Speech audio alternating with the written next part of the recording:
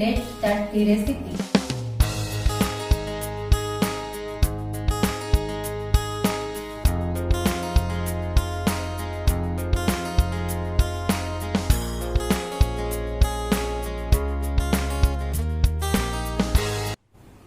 Hello friends, આજે હું એક નવી રેસીપી લઈને આવી છું. આજે હું બનાવવાની છું ચણાના લોટની સેવ. તો સેવ બનાવવા માટે મેં અહીં ચણાનો લોટ લીધો છે 500 ગ્રામ. એ મેં ગુલાબ કંપનીનો લીધો છે. આ સેવ એકદમ પોચી અને નાના છોકરા પણ ખાઈ શકે તેવી બનાવવાની છે આપણે. તો એ લોટ આપણે પહેલાં બાંધી લઈશું મોટા વાસણમાં નાખી. તો અહીં મેં મોટા વાસણમાં બધો લોટ નાખી દીધો છે. તો હવે આપણે ચણાના લોટમાં કઈ કઈ વસ્તુ આપણે એડ કરવાની છે એ જોઈ લઈએ.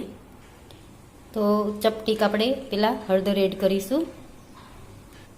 1 સ્પૂન મીઠું એડ કરીશું અથવા તો સ્વાદ પ્રમાણે એડ કરવાનું છે. 1/2 સ્પૂન આપણે ખાવાના સોડા એડ કરીશું. એ મેં કીટ કંપનીના સોડા એડ કરેલા છે. હવે 4 થી 5 સ્પૂન જેટલું આપણે તેલ એડ કરીશું મોણ દેવા માટે. હવે સરસ રીતે બધો જ લોટ આપણે મિક્સ કરી દઈશું. હવે આપણો લોટ સરસ રીતે મિક્સ થઈ ગયો છે. હવે આમાં થોડું થોડું પાણી ઉમેરી આપણે લોટ બાંધી લઈશું. લોટ બહુ ઢીલો નહીં અને બહુ કઠણ નહીં, એ રીતે આપણે બાંધવાનો છે. પહેલાં આપણે અડધો ગ્લાસ જેટલું પાણી એડ કરી લોટ ધીમે ધીમે આપણે મિક્સ કરતા જઈશું પાણીમાં.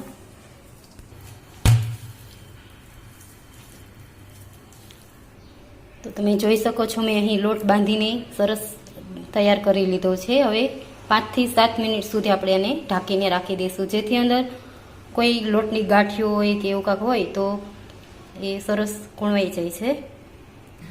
તો લોટ કૂણવાય ત્યાં સુધી મેં અહીં બાઉલમાં તેલ ગરમ થવા મૂકેલું છે. હવે આપણે હંસાના મદદથી આપણે સેવ બનાવીશું. સેવ બનાવવા માટે અહીં મેં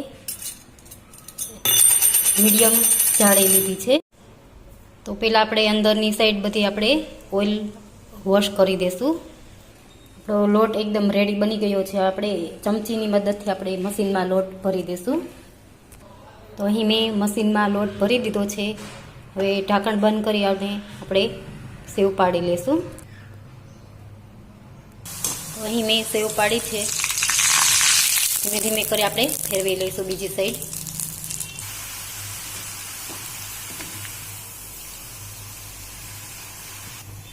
સેવ આપણી તળાઈ ગઈ છે અને અલગ બાઉલ ડીશમાં કાઢી લઈશું.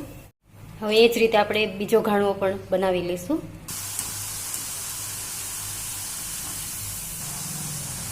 આ સેવ એકદમ પોચી અને સરસ બને છે. મોટી ઉંમરના લોકો પણ ખાઈ શકે છે,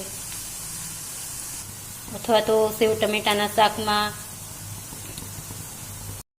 પણ ઉપયોગમાં આપણે લઈ શકીએ છીએ, અથવા તો સેવ ઉસળમાં પણ આપણે ઉપયોગમાં લઈ શકીએ છીએ. તો તમે જોઈ શકો છો મેં અહીં સરસ રીતે બધી જ સેવ બનાવી લીધી છે. હવે આપણે પ્લેટમાં સર્વ કરીશું.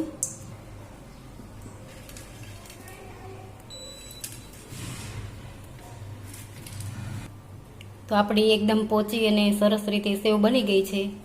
તો તમે પણ ઘરે બનાવવાની ટ્રાય કરજો. સરસ બનશે અને ખૂબ જ ભાવશે. ચાલો આવજો, બાય. પાછા મળીશું એક નવી રેસીપી સાથે.